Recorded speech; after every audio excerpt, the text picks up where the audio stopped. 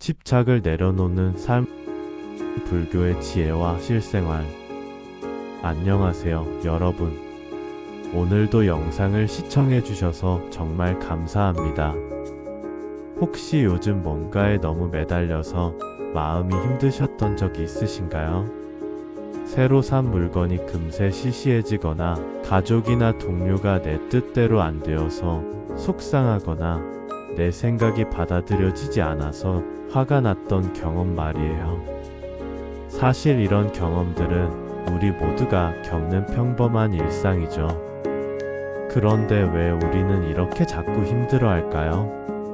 오늘은 2500년 전 부처님의 지혜를 통해 우리가 어떻게 하면 조금 더 가벼운 마음으로 살아갈 수 있는지 함께 이야기해 보려고 해요. 끝까지 함께 해주세요. 괴로움의 진짜 원인은 뭘까? 부처님은 이미 오래전에 우리 마음의 비밀을 꿰뚫어 보셨어요. 모든 괴로움의 뿌리는 집착에 있다고 말씀하셨거든요. 여기서 집착이라는 건 뭔가를 꼭 가져야만 하고 모든 게 내 뜻대로 되어야만 한다는 마음을 말해요. 생각해 보세요. 우리가 스트레스 받는 대부분의 상황들이 내가 원하는 것과 실제 현실 사이의 간격 때문이잖아요. 새 차를 사고 싶은데 돈이 없거나 자녀가 공부를 열심히 했으면 좋겠는데 게임만 하거나 상사가 내 아이디어를 인정해줬으면 좋겠는데 무시당하거나 하는 상황들 말이에요. 불교에서는 이런 마음의 작용을 아주 세세하게 분석했어요. 우리가 뭔가를 원하게 되면 그걸 얻기 위해 애쓰고 얻고 나면 잃을까 봐 불안해하고 잃으면 다시 얻으려고 애쓰는 이 끝없는 사이클이 바로 괴로움의 본질이라는 거죠. 우리 일상 속 집착 이야기들. 1. 스마트폰과 끝없는 업그레이드의 욕망. 민수 씨 이야기를 좀 더 자세히 들여다볼까요? 그는 평범한 30대 직장인이에요. 3년 전부터 쓰던 폰이 좀 느려지기 시작하자 새 폰을 사기로 마음먹었어요. 몇 달간 용돈을 아껴가며 드디어 최신 모델을 구입했죠. 처음 며칠은 정말 행복했어요. 빠른 속도, 좋은 카메라, 새로운 기능들을 하나하나 탐험하는 재미가 쏠쏠했거든요. 친구들에게 자랑도 하고 SNS에 인증샷도 올렸죠. 그런데 문제는 그 다음이었어요. 불과 3개월 후 더 좋은 성능의 신제품이 출시된 거예요. 유튜브 리뷰 영상을 보다 보니 자꾸 비교가 되더라고요. 내 폰은 배터리가 좀 부족하네. 카메라도 신제품이 더 좋고. 이런 생각들이 꼬리를 물면서 또다시 새로운 폰이 갖고 싶어졌어요. 이게 바로 불교에서 말하는 탐욕의 덫이에요. 하나를 얻으면 또 다른 걸 원하게 되는 끝없는 사이클 말이죠. 그런데 민수 씨가 곰곰 생각해보니 지금 폰으로도 업무 처리하고 영상 보고 사진 찍는데 전혀 문제가 없었어요. 부처님은 촉한 줄 아는 마음을 가지라고 하셨어요. 민수 씨가 현재 가진 폰의 좋은 점들을 다시 발견하고 이 정도면 충분히 좋구나라고 깨달으면서 새 폰에 대한 집착을 조금씩 내려놓기 시작했어요. 그러자 신기하게도 마음이 한결 가벼워지고 매달 새 폰 출시 소식에 일희일비하지 않게 되었답니다. 자녀에 대한 부모의 기대와 소유욕.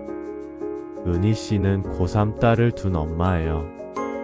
딸이 어릴 때부터 공부를 잘해서 주변에서 명문대 갈 애라는 소리를 많이 들었거든요.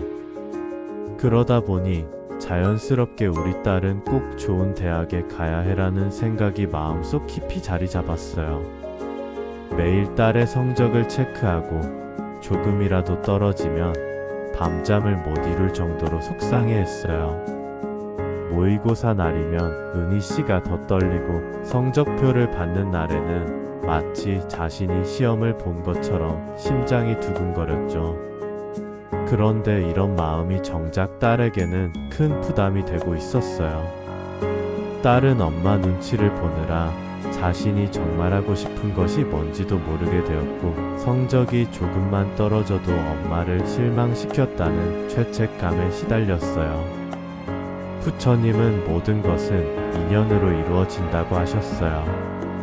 자녀도 부모의 소유물이 아니라 각자의 업과 인연으로 만난 소중한 존재라는 거죠. 은희 씨가 어느 날 딸과 진솔한 대화를 나누면서 깨달았어요. 아, 내가 딸을 진짜 사랑한다면 딸이 행복한 길을 찾도록 도와야 하는 거구나. 그날부터 은희 씨는 조금씩 변화했어요. 성적표를 보면서도 수고했어 라는 말을 먼저 하고, 딸의 꿈이 뭔지 진심으로 물어보기 시작했죠. 딸도 엄마의 변화를 느끼면서 더 자유롭게 자신의 미래를 설계할 수 있게 되었어요.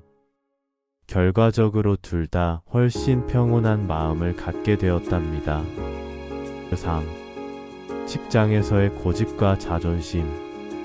팀장인 지훈 씨는 10년 경력의 베테랑이에요. 그동안의 경험과 실력에 자신감이 있다 보니 회의 때마다 자신의 아이디어가 최고라고 생각했어요.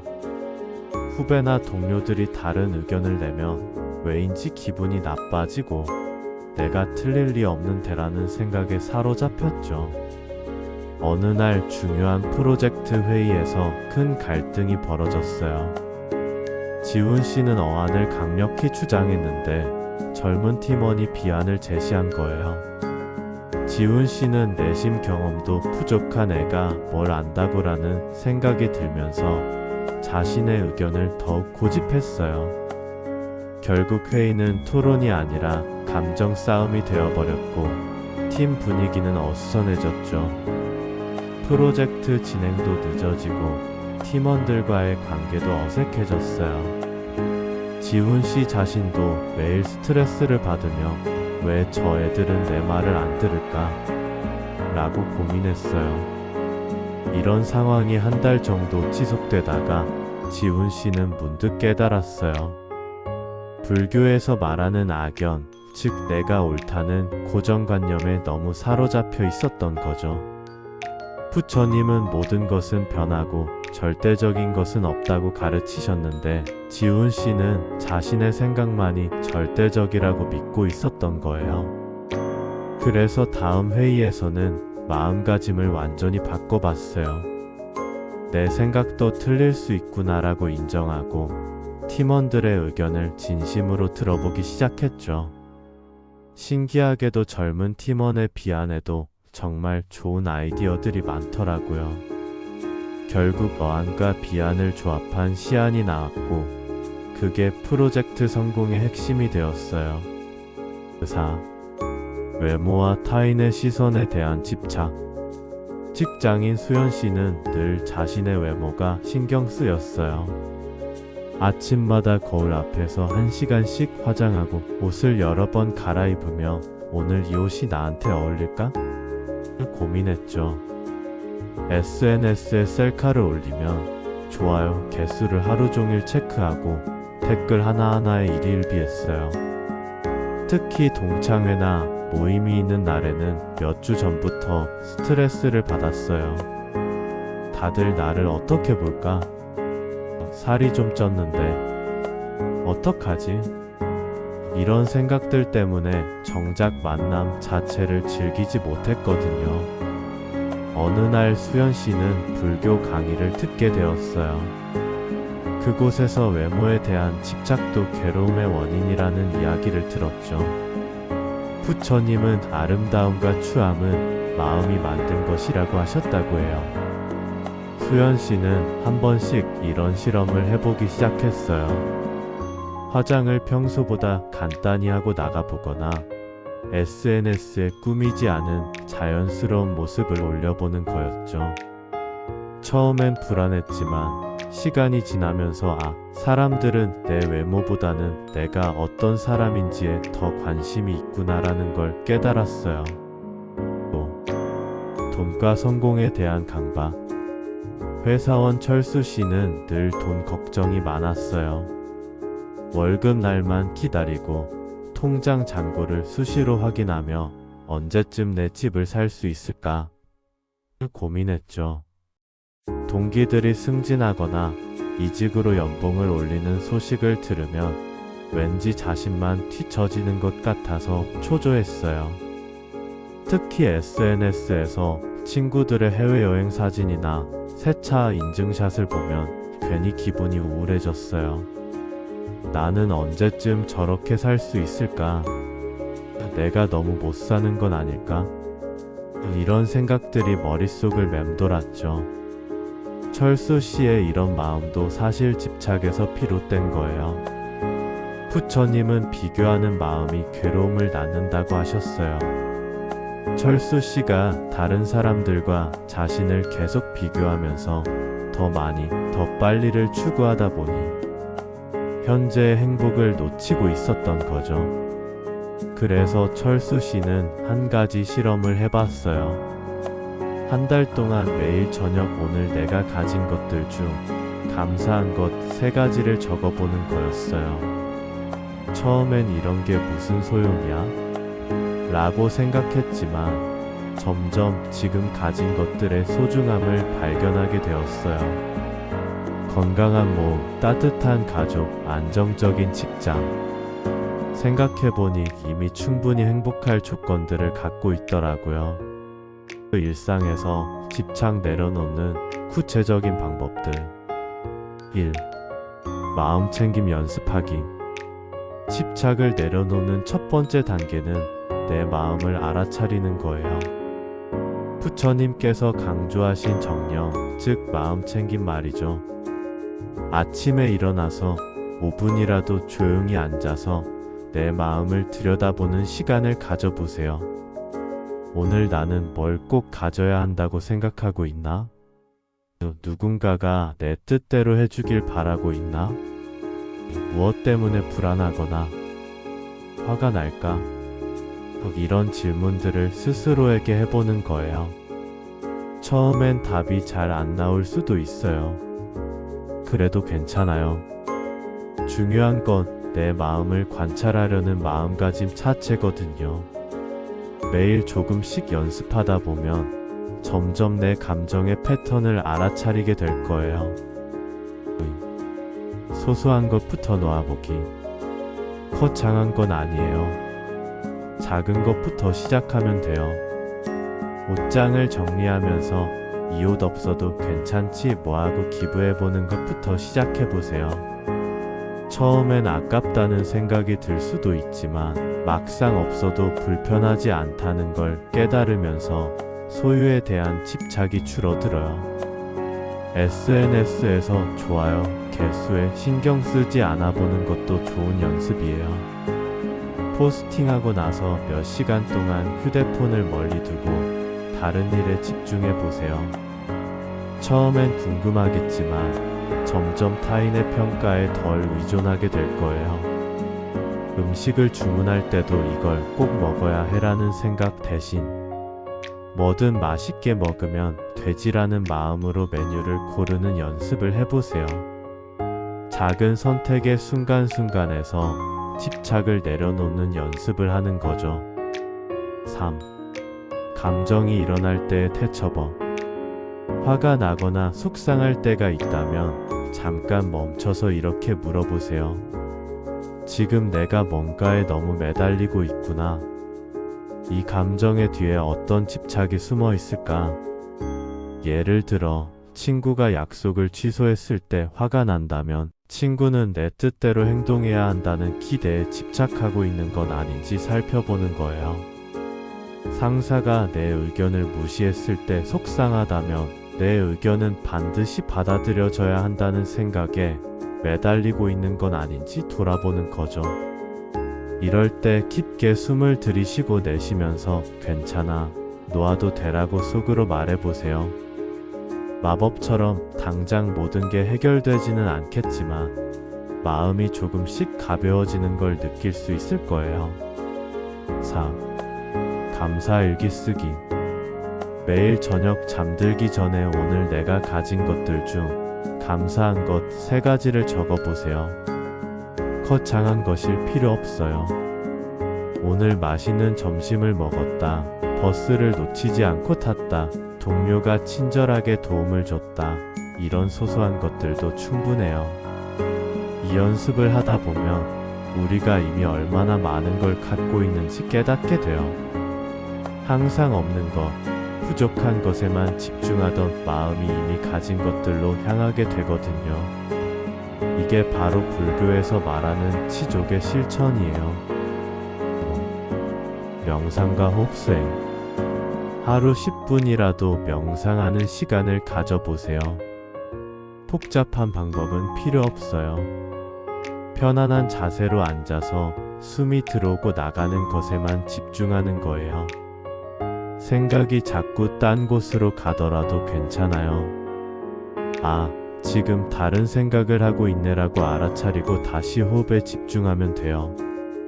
이 과정 자체가 집착하는 생각들을 놓아주는 연습이거든요. 명상을 하다 보면 평소에 얼마나 많은 생각들이 머릿속을 왔다 갔다 하는지 알게 될 거예요.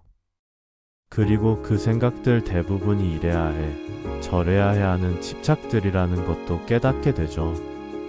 이런 깨달음 자체가 놓아버림의 시작이에요. 놓아버림이 주는 진짜 자유. 집착을 내려놓는다고 해서 아무것도 원하지 않는 무기력한 상태가 되는 건 아니에요. 오히려 진정으로 중요한 것이 뭔지 명확해지고 그것을 위해 더 효과적으로 행동할 수 있게 돼요. 민수 씨는 새 폰에 대한 집착을 내려놓으면서 그 돈으로 가족 여행을 다녀왔어요. 은희 씨는 딸의 성적에 대한 강박을 놓으면서 딸과 더 깊은 대화를 나누게 되었죠. 지훈 씨는 자신의 고집을 버리면서 팀이 더 창의적인 아이디어를 만들어내는 걸 경험했어요.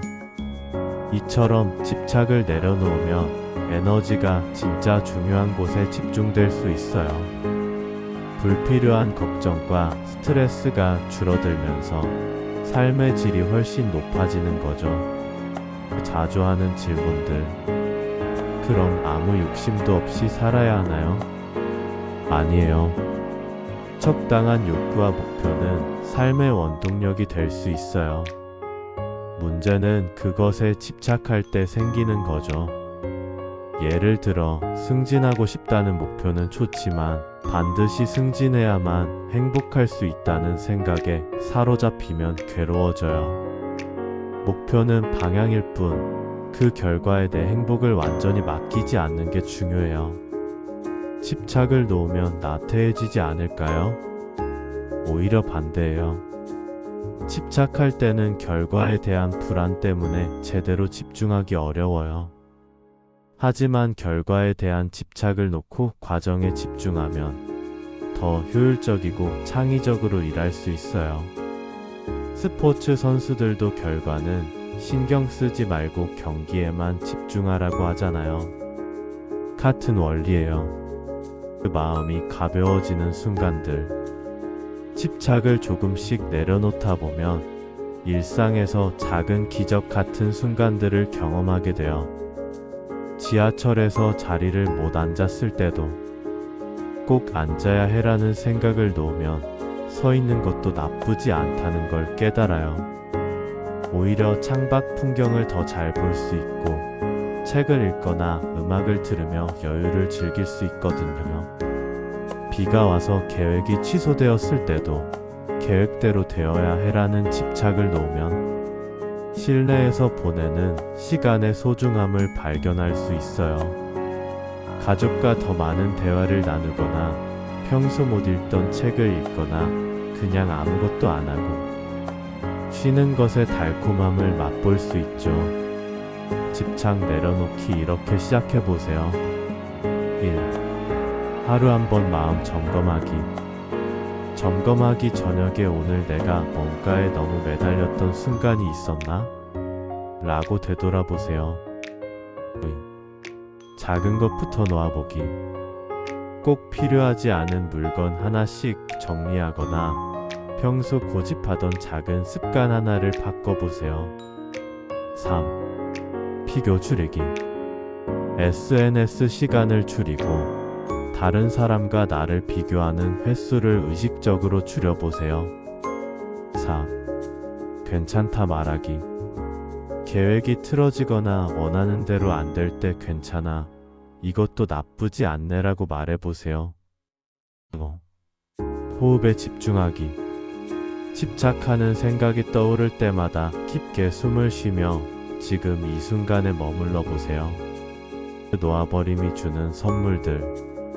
집착을 내려놓기 시작하면 예상치 못한 선물들을 받게 돼요. 우선 마음이 한결 가벼워져요. 항상 뭔가를 걱정하고 애타게 원하던 마음이 잠잠해지면서 평온함을 느끼게 되거든요. 잠도 더 잘 오고 하루하루가 더 여유롭게 느껴져요.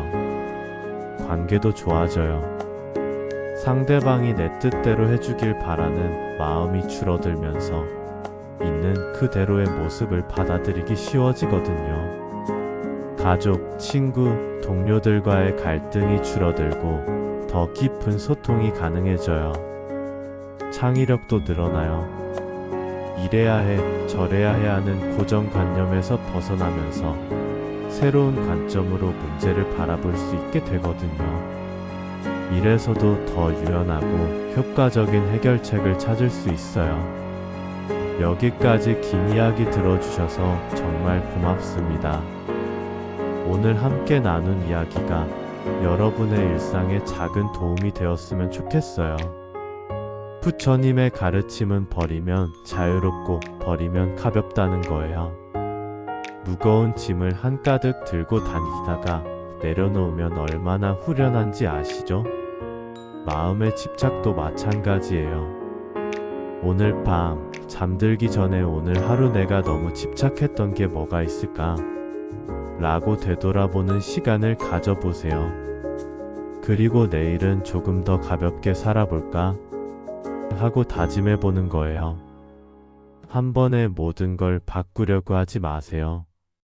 조금씩, 하나씩 내 마음을 무겁게 하는 것들을 살살 내려놓아 보는 거예요.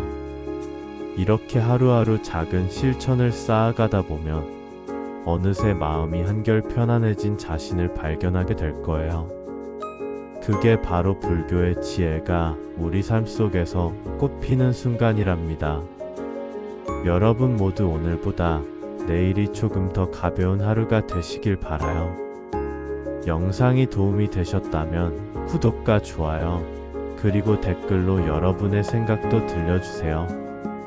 어떤 집착을 내려놓고 싶으신지, 혹은 이미 놓아본 경험이 있으시다면 함께 나눠주시면 더욱 좋겠어요. 그럼 다음 영상에서 또 만나요. 오늘도 수고 많으셨습니다.